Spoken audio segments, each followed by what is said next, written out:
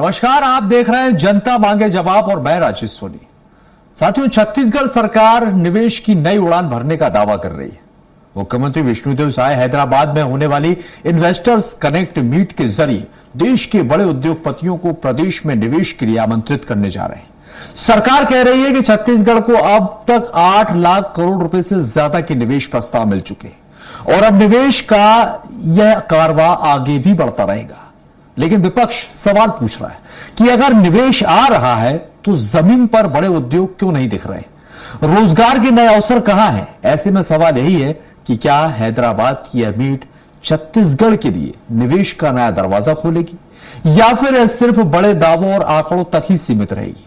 इसी पर आज हम चर्चा करेंगे। कई मेहमान भी हमारे साथ जुड़ेंगे, लेकिन उससे पहले हमारी स्पेशल रिपोर्ट देखिए।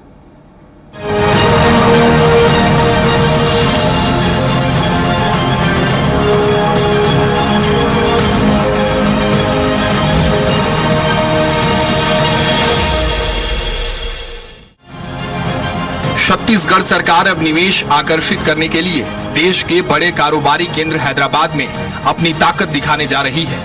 12 जून को होने वाली इन्वेस्टर्स कनेक्ट मीट में मुख्यमंत्री विष्णुदेव साय और उद्योग मंत्री लखनलाल देवांगन देश की प्रमुख कंपनियों और उद्योग समूह के प्रतिनिधियों से मुलाकात करेंगे।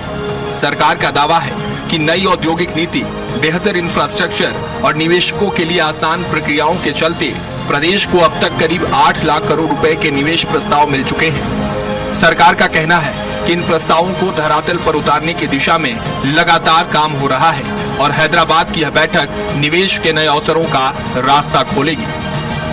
आईटी, इलेक्ट्रॉनिक्स और फार्मा सेक्टर, गूगल, माइक्रो, ऐसे और अन्य विषयों पर वहाँ के जो सीईओ है बड़े बड़े उद्योगपति कंपनी के, उनसे चर्चा और उनसे बातचीत करेंगे और छत्तीसगढ़ में निवेश करने का प्रस्ताव हम लोग आमंत्रित करेंगे, जिसमें माननीय मुख्यमंत्री जी के नेतृत्व में यह कार्यक्रम होगा।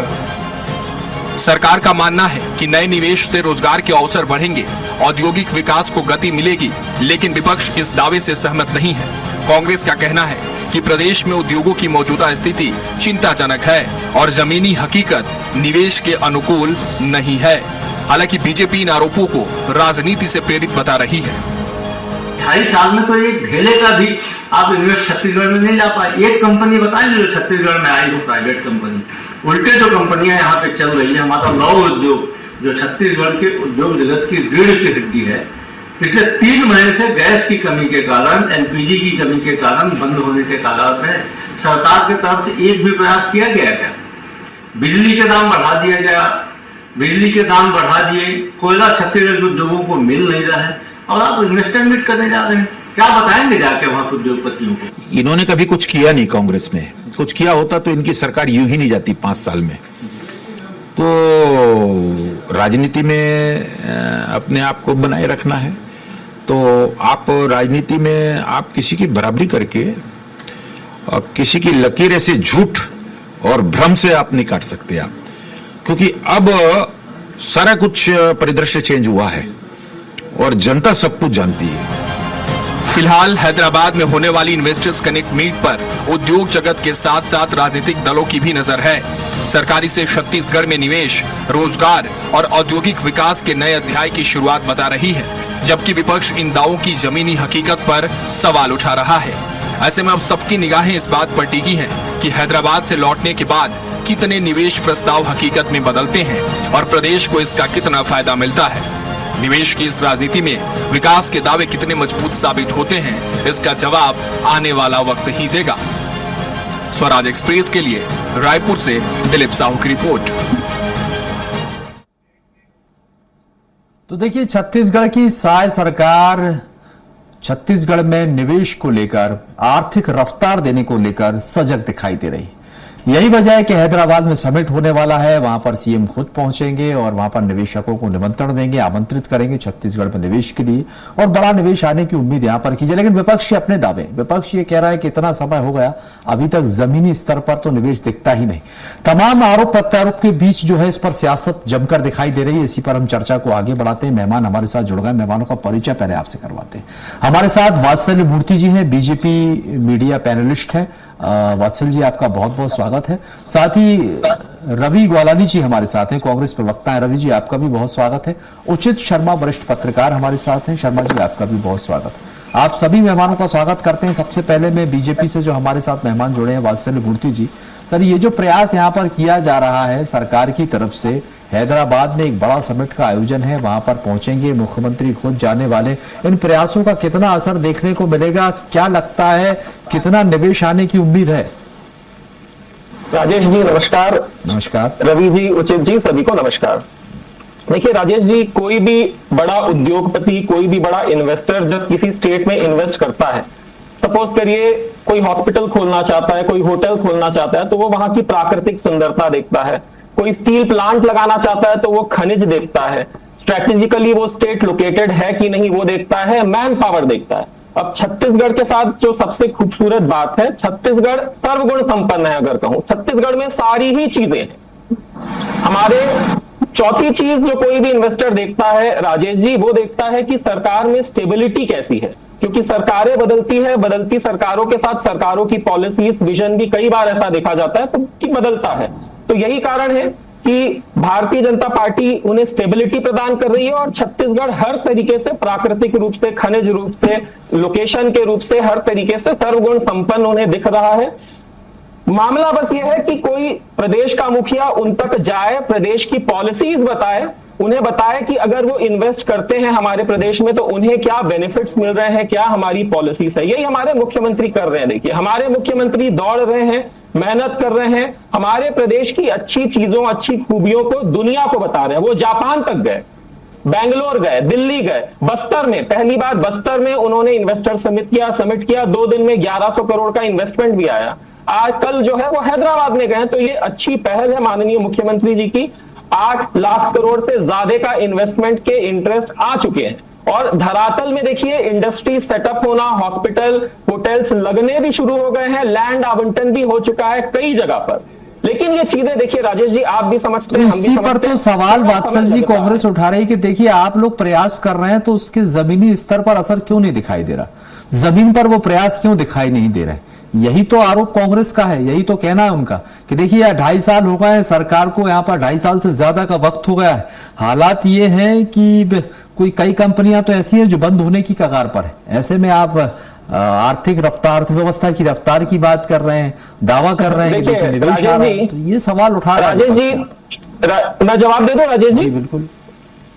राजेश जी, छत्तीसगढ़ के साथ 4 और राज्यों का गठन हुआ था। आज आप छत्तीसगढ़ को देख लीजिए, हम कहां पर है। हमारे यहाँ आज IIT है, IIM है, IIIT है, एम्स है, हिदायतुल्लाह लॉ यूनिवर्सिटी है, NIT है, अभी बॉम्बे हॉस्पिटल। 680 करोड़ का लैंड आवंटन नया रायपुर में हो चुका है राजेश जी। बॉम्बे हॉस्पिटल, चीजें थोड़ा सा समय लेती है। 680 करोड़, बॉम्बे हॉस्पिटल एक ग्लोबल ब्रांड है राजेश जी, जो आज रायपुर में आ रहा है। मैं सिर्फ राजेश जी आपको रायपुर की बात करूं ना, तो सिर्फ रायपुर में 5000 बेड के हॉस्पिटल्स का लैंड आवंटन हो चुका है। आने वाले 4 से 5 साल लगेंगे, मगर आप देखेंगे धरातल पर आपको ये सारी चीजें दिखेंगी।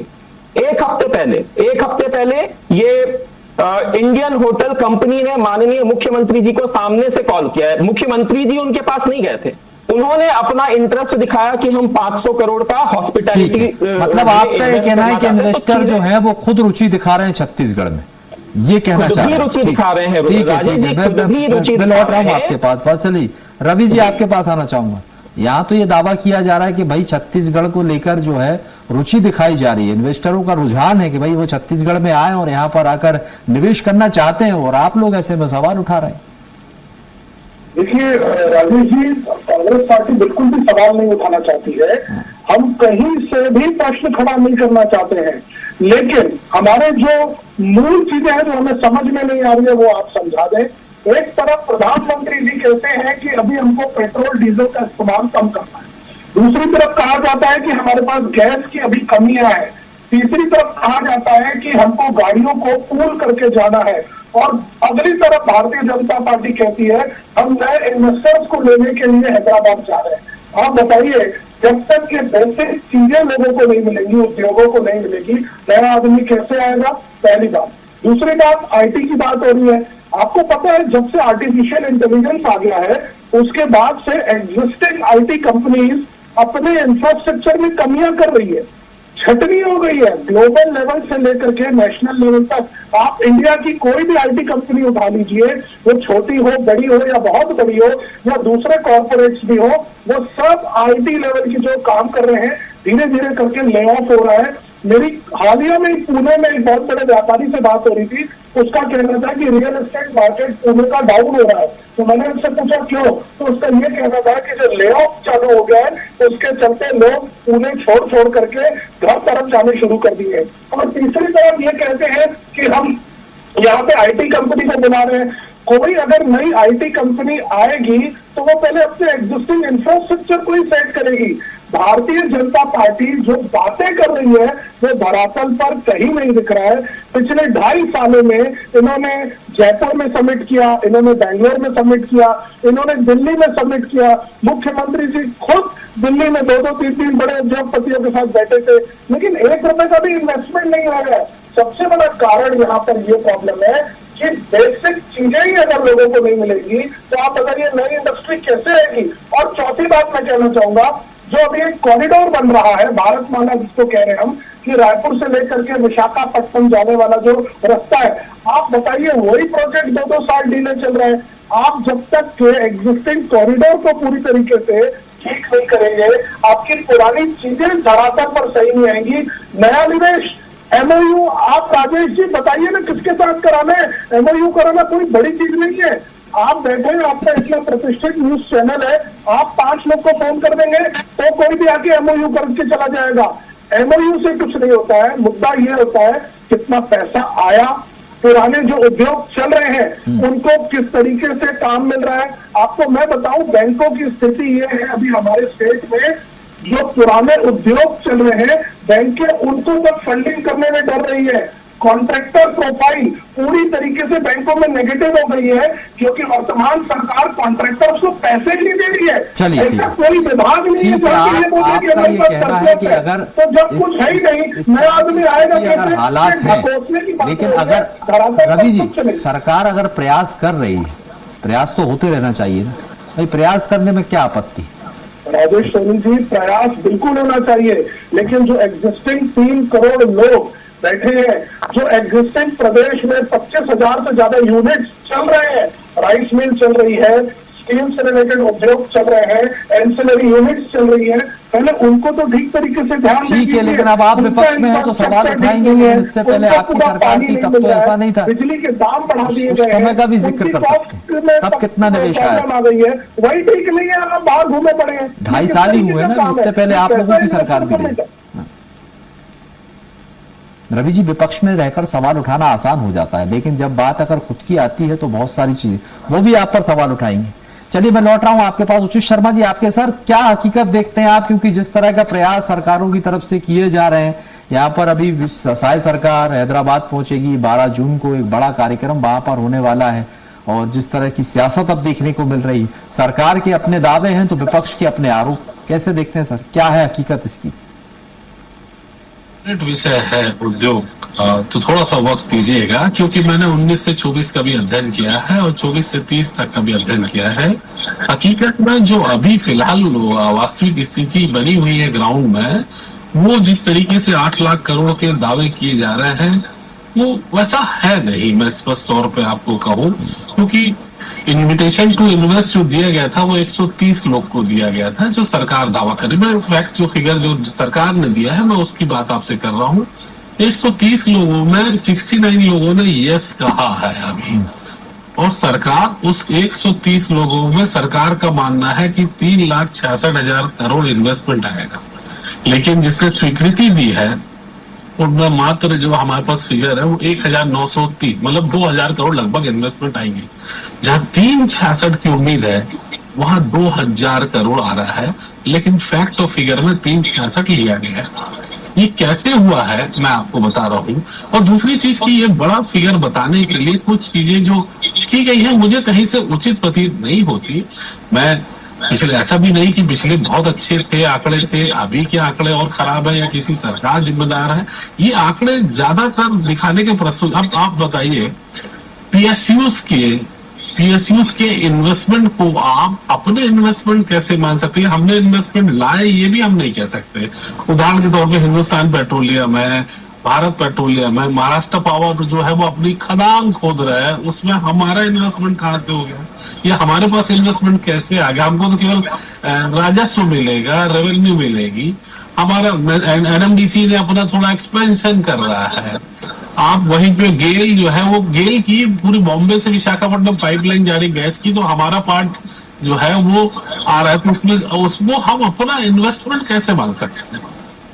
दूसरी चीज कि जो योजनाएं हैं, सड़क योजना, रेलवे की योजना, खनन की योजनाएं जो सरकारी है, उससे हम इन्वेस्टमेंट कैसे मान सकते? अब कहीं सड़क बन रही है, उदाहरण के तौर पर भी जो बात चल रही थी भारतमाला, क्या उसको राज्य का इन्वेस्टमेंट माना जा सकता है?